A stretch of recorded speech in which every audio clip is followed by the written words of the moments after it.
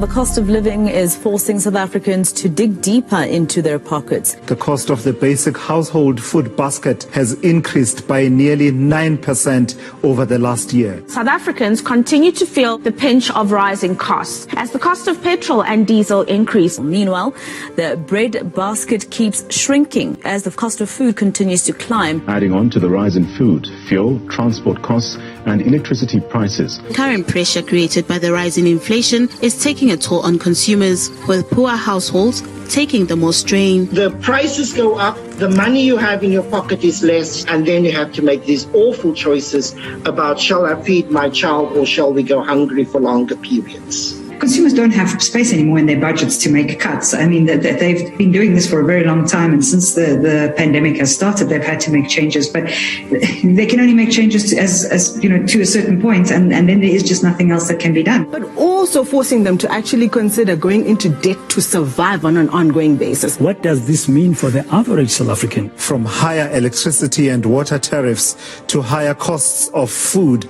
and fuel, it now costs more than ever to survive.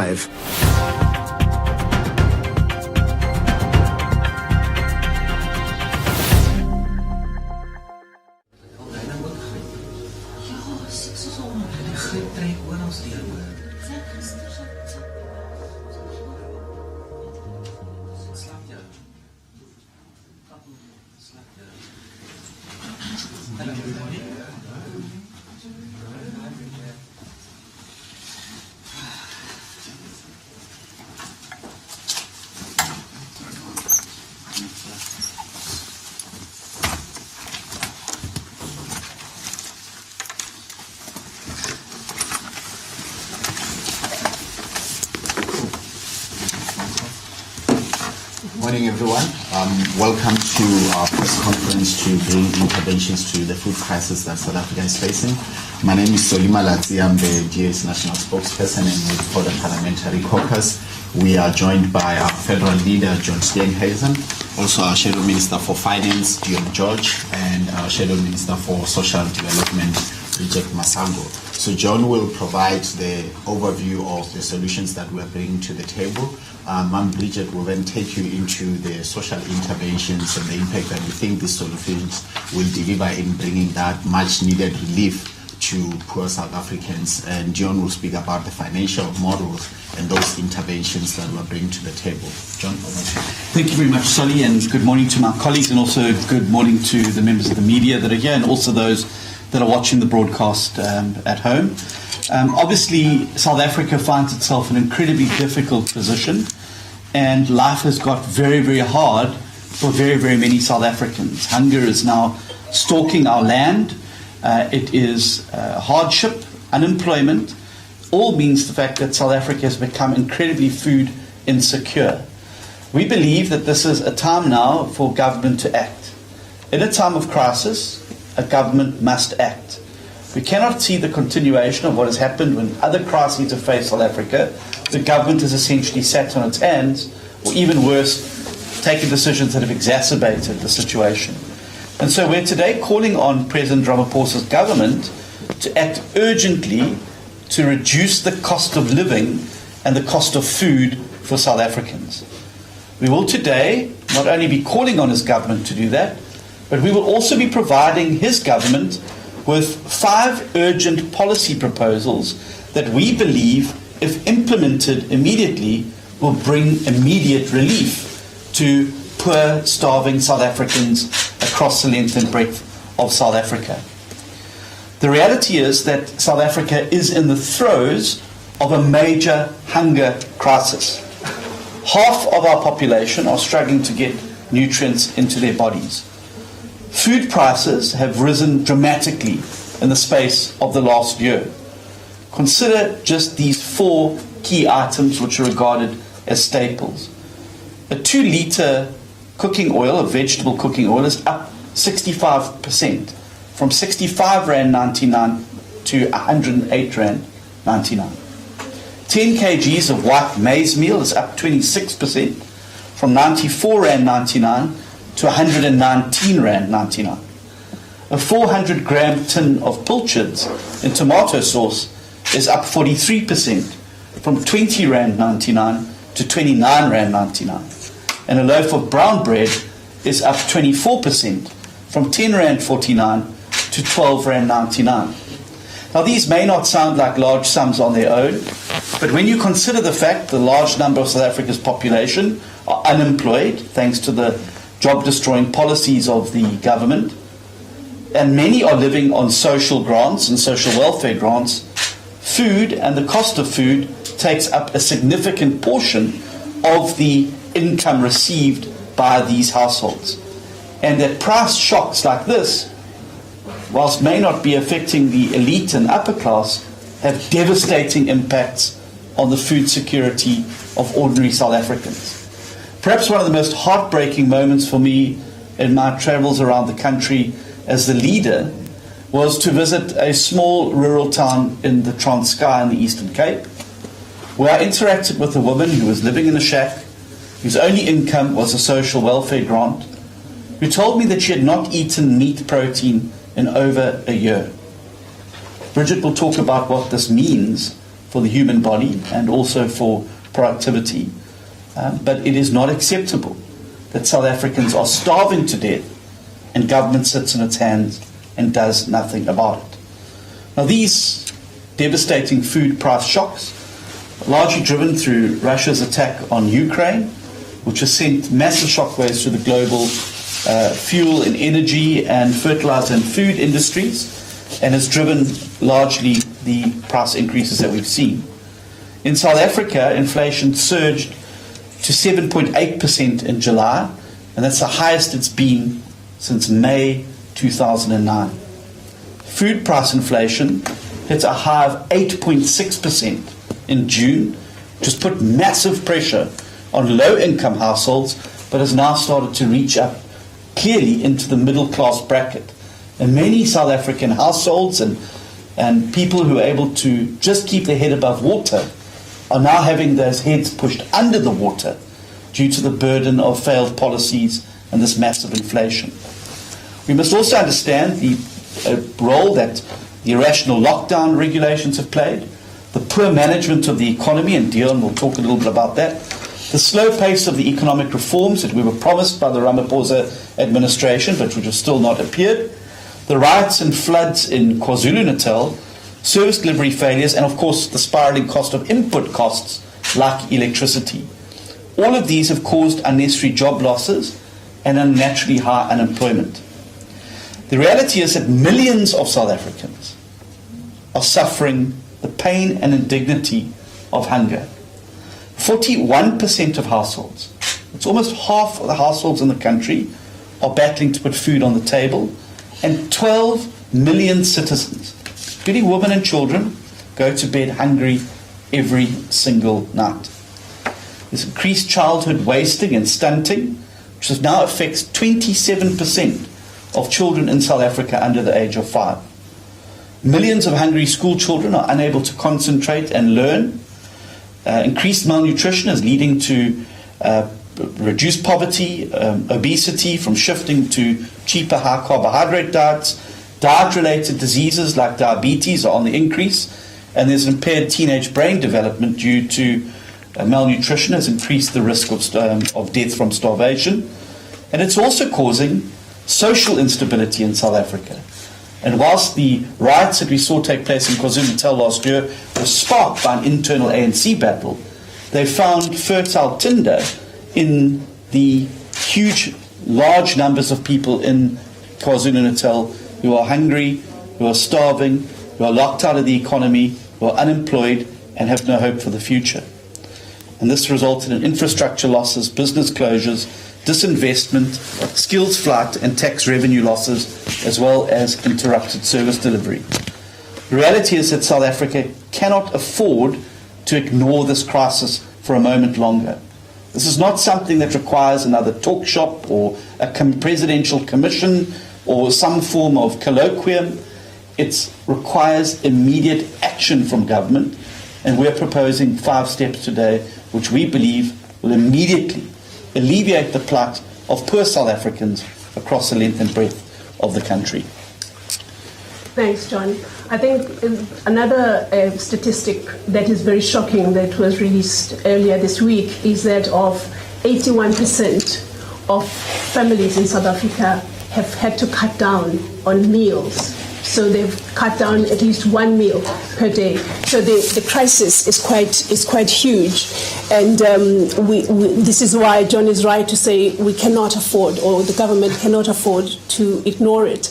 But when it comes to the social cost of this crisis, which will far outweigh ignoring it or the cost of intervening, because some will say these interventions will actually eat into the fiscus. That is true, but the long-term effect of that is that due to especially the 27% of stunted children who would be having problems in learning, because they say that once you ignore those first 1,000 days of a child's growth, you are actually saying to that child they will not develop properly, which means that they will have problems in learning, they will have problems in entering into the economic environment, they will not be economically active, as it were. So they will not be earning a salary that they can live on, making it sure that those are the people that will go back to be grant recipients in the future. So it's the long term the long term effect of that is far outweighing the fact that it will cost the fiscus now. But also, there is urgency that is being ignored by the government about this crisis.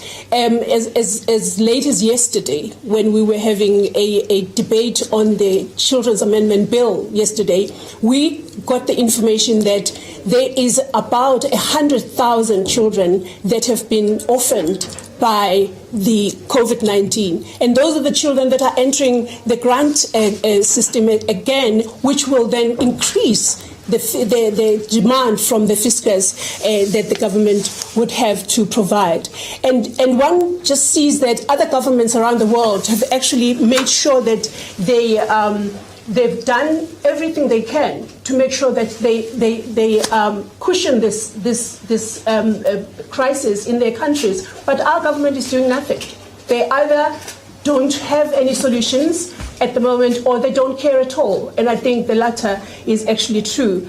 And also what we need to remember about the social impact of this is that having a nutritious meal is actually enshrined in the constitution of this country. So it's not something that we should be asking or begging the government for, but it is what the South Africans, all of them, are actually entitled through the constitution of this country.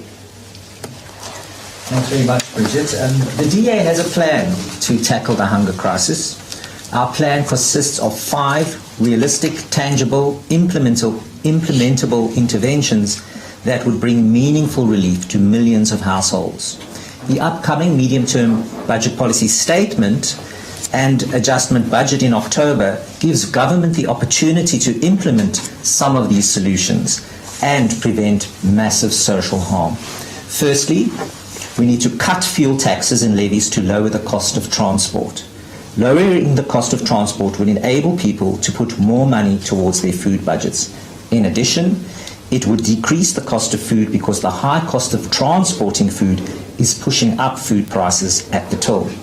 Depending on how deep the cuts to the fuel taxes and levies, this proposal would cost the fisc up to 86 billion rand.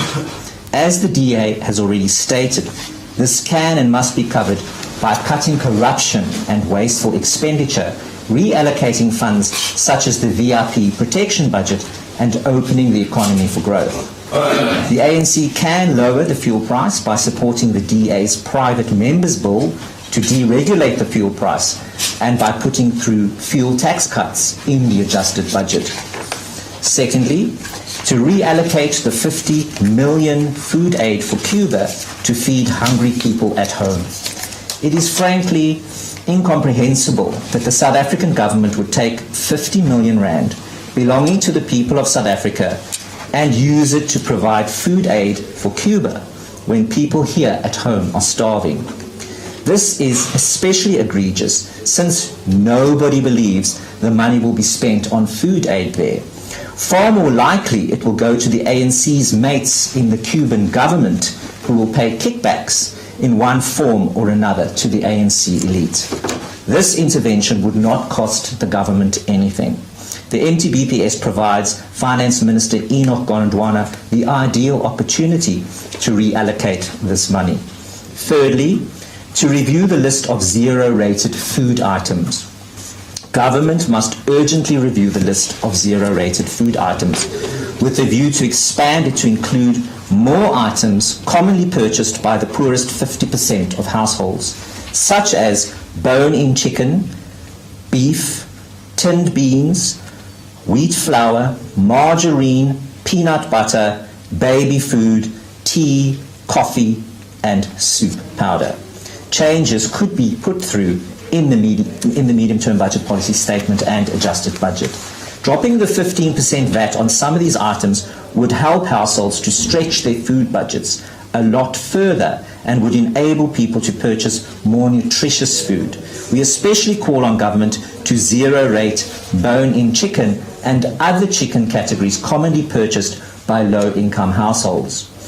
Zero-rating bone-in chicken would cost approximately 3 billion rand, but experts have suggested the intervention would pay for itself through improved health, work and learning outcomes.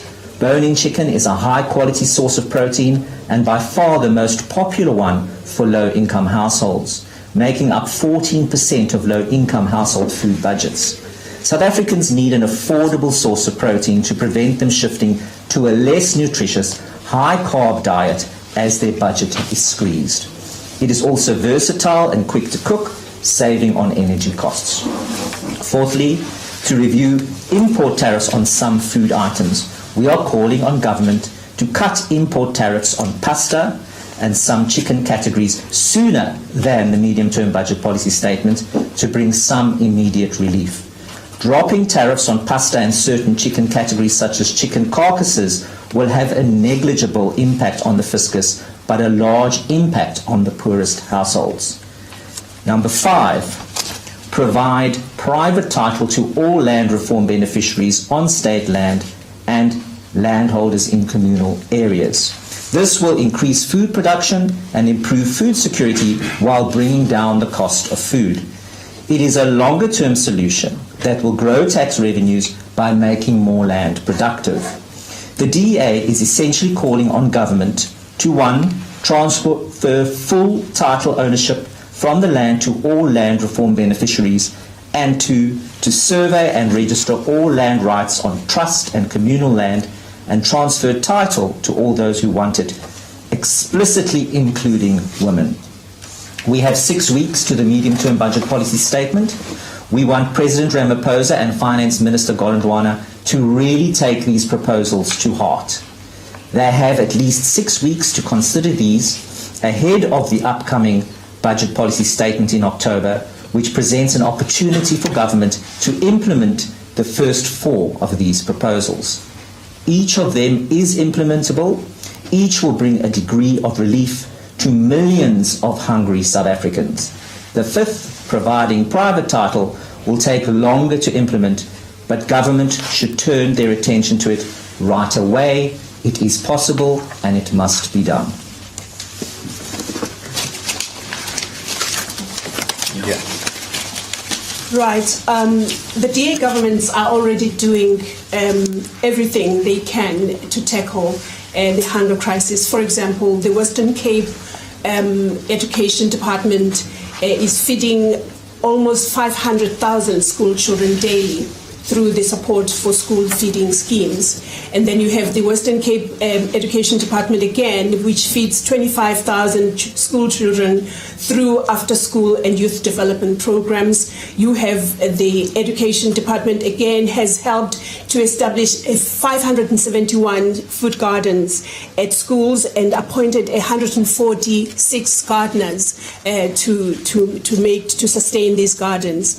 The Western Cape Department of Social Development feeds 158, 770 young children through the early childhood development centers, and the Department of Health First 100 Days program provides nutritional support for children at risk of malnutrition. And DSD, Western Cape DSD, feeds 845 people through funding of the soup kitchens.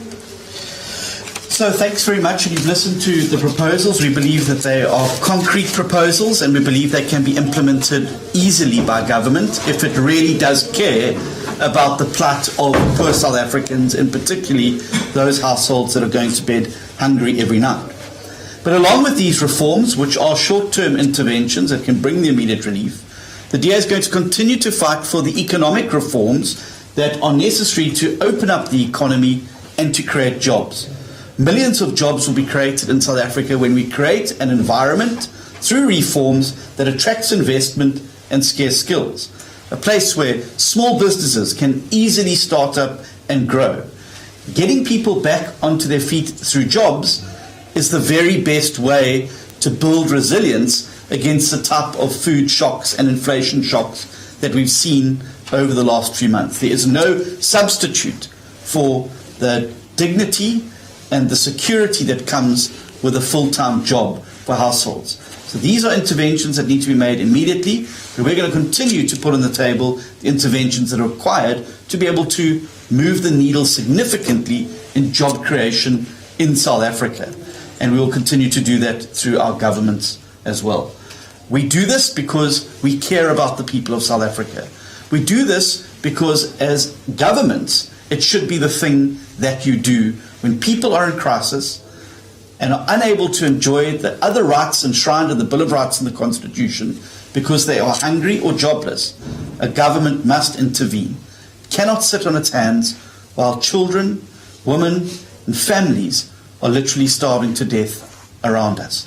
Thank you. Thanks, John. So, colleagues from the media, will start with questions from here, and then we'll also be combining those with questions that we have received or will be receiving from those that are following it from our social media platforms. So if any of you here has questions, you know the drill. Just start with your name, your publication, and proceed with your question. Are there any questions here? Okay, cool. While you think about it, I think I'll start with the social media ones that we received. We've got two already. The first one is that South Africa is a country with all the necessary resources to not only secure food, but a breadbasket in the region. Why is there a hunger crisis if the potential for food production in our country is so vast? Would you say that national government's agricultural policies are to blame for a lack of food and food security? And secondly, there are already several trade conferences and organizations which discuss and debate which food items should be zero-based. Has the DA taken into context the zero-rated items it has proposed, and is the DA not replicating the work already done by these organizations? Do you want to start with that? Yes, I'll start with that. Thank you very much. South Africa isn't actually a poor country. We actually are a rich country. But the problem is that our economy has been mismanaged for a very long time. And that is why we are in this situation that we're in today. I'm going to talk about the items to be zero rated. Yes, there is a lot of research on this. And if you will recall that way back in the beginning when VAT was first introduced, there was a lot of discussion about what should be zero rated. Administratively, it is complicated to zero rate an item. But over years, there's been a growing basket of items that could be zero rated. So as I say, a lot of work has been done. But what the DA has done is that we have taken expert advice. We have got a panel of advisors who have looked in detail at what the items for zero rating should be. And that is why we came up with this particular basket. It does not exclude, for example, if government would want to make the basket bigger, then that is perfectly fine. Our view is that the items that we've identified here will make a significant nutritional difference to households in South Africa so that there would be more food on the table. Yes, what will happen is there would be less income coming into government, but we all know that the extent of the corruption and the maladministration of our public finances is the source of that problem. If our government better managed the public finances, there would be more than enough space for this and more. So that would cover the 0 rating. On the agricultural policies, we know that government has failed completely in land reform. We know that what's happened is that people who should have been returned their property, it has not happened because government has chosen the wrong route. That's the problem. If you had more people on the land with title for it, they would be able to grow food, perhaps for themselves or for other people. South Africa should be a breadbasket, but it isn't. We import food because of that. And that's what the DA government will do when we have the opportunity to do that. Just to add to that, I mean, what you have to do as well is balance the cost against the hidden costs of malnutrition and hunger in South Africa. So moving to a very carb-rich diet over proteins often has dietary-related illnesses, heart disease, diabetes, etc., which also in turn puts a big burden on the public healthcare system. So by addressing the problem, you start to deal with things like productivity. It's impossible for somebody to put in a solid day of work if they are literally starving. It is impossible for children to concentrate and learn at school if their tummies are not full and they're not able to focus on the work that is required. So there are social costs that have to be weighed up against the fiscal costs in this particular instance. And I believe that these interventions are mitigatory against those particular costs. I also want to make the point that government's policy failures have affected this sector of food production in South Africa incredibly badly, as well as issues around poor management of state-owned entities. One of the biggest input costs in food production are fuel, but also fertilizer. Now, government used to, through a SOE, used to produce around about 85% of South Africa's fertilizer needs, and we would import the balance. Due to this mismanagement at Foscor and the collapse of rail infrastructure and the collapse of a very important conveyor belt that mixes the nitrates with the sulfites that come in from other parts of the world to produce fertilizer in South Africa, that infrastructure mismanagement has led to collapse, and we now have to import 85% to 90% of fertilizer in South Africa. And as we know, the war in Ukraine has made those prices jump up as much as 300% to 400%. So it's another example of government's failing state-owned entities is having a direct impact on food security in the country, and that we've gone from being a net producer of fertilizer to now being a net importer of fertilizer and subject to the same shocks on the world market as well. I think government's haphazard, reckless and poorly managed Section 25 amendment process, which ultimately ended up with defeat in the House, created instability and insecurity in the agricultural sector in South Africa, where large tracts of land and big commercial farms simply did not sow seeds and product because there was insecurity about what was going to happen with that land. Was it going to be taken, expropriated without compensation? And so the insecurity that has settled in the agriculture sector in South Africa has not assisted, to the point again where we've had to make up the shortfall by importing and then being subject to the same worldwide food price increases, largely driven through the crisis, through Russia's unlawful invasion of Ukraine. But as I've said, we can't moan about these things now. They've happened. Our job now is to shield the poorest amongst us from starving to death around us. And that is why these key interventions are essential. We can start to fix those other things, and we must do it through a reform agenda. But our priority now is to put food in our people's stomachs, to make sure that our children are learning, to make sure that our citizens are productive, and to make sure that nobody goes to bed hungry in the evening in South Africa. I just want to also say that some of the programs that government has, such as your community nutrition development centers that are called CNDCs, where people go to a hall or a local whatever area that is convenient for them to be fed, there is an element of development that is not being strengthened. As a result, people just go there, eat, and go home, and then come back and eat tomorrow as well. But those people are never exiting these CNDCs because the development side of things is not happening, and that is just due to government not implementing their programs in a way that they were conceived at the conceiving of the program itself. So that is also causing another problem, because these people will always be hungry and be going to these centers, but they will never be able to exit and actually do something with their hands, because most of them are able, economically active people that could do something for themselves. Thanks. I don't get the sense that there are questions from the House, so we'll take the last two that we got from our colleagues who joined on our live platforms. The third question is that you have said that these measures will provide immediate relief for hunger in South Africa, but what is the DA's long-term solution to address poverty and food insecurity in the country? You have also said that the financial knock the country will provide this relief is justified by the productivity that it will rescue our society. If the DA were in national government, how would it balance the demand for social security program, such as the proposals with a shrinking fiscal hole? I think Dion this speaks much more to the financial model. Okay. I think, crucially, as I said before, South Africa is not a poor country. Our economy is not growing because it doesn't have conducive policies. What needs to happen is we need to grow our economy, because that's what everything hinges around. As you grow your economy, you get more people into jobs and you have fewer people reliant on social security.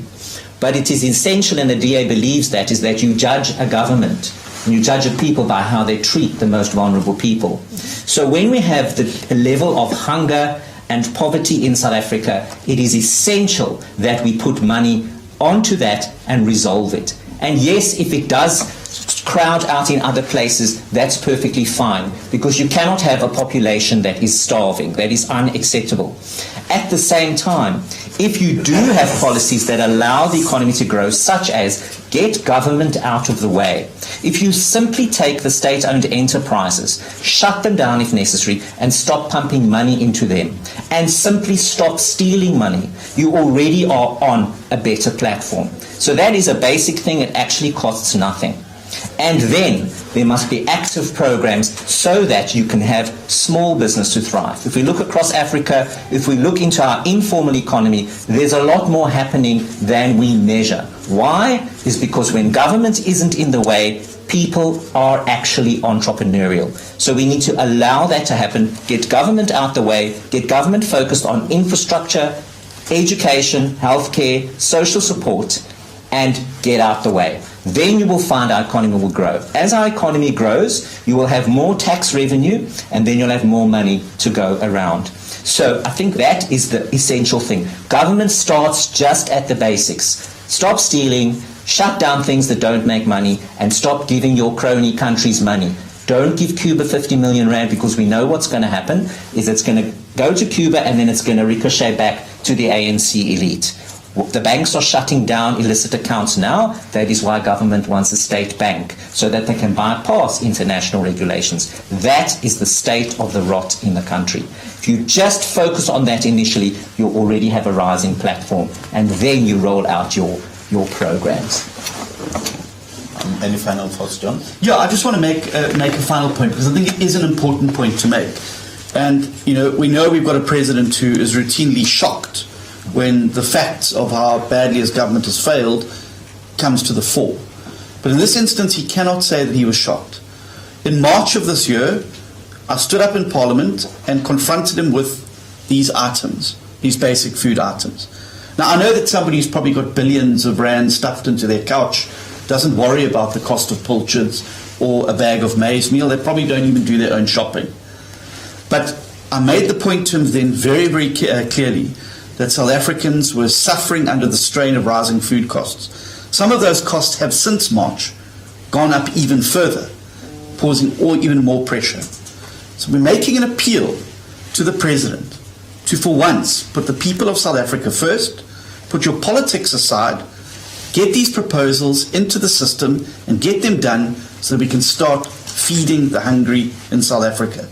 If you fail to do this, if you do not succeed, if you're too petty and small-minded to take good ideas that have been researched and come from the opposition, then it is going to be on your doorstep that hungry people start to protest, and the consequences will be there for everybody to see.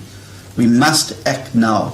People are literally starving to death around us, and the longer we dither and the longer we talk shops and presidential commissions, the longer it's going to take to be able to get food on the table for these families. This must be our top imperative at the moment, and I'm calling on the President to put the people of South Africa first, adopt these measures, and let's get food on the tables of South Africa. Thank you. Cool. Thanks very much. Colleagues, thanks very much for joining in our press conference. Those of you who might require one-on-one cut-offs, the colleagues will stay behind to provide that. Thanks very much. Thank you.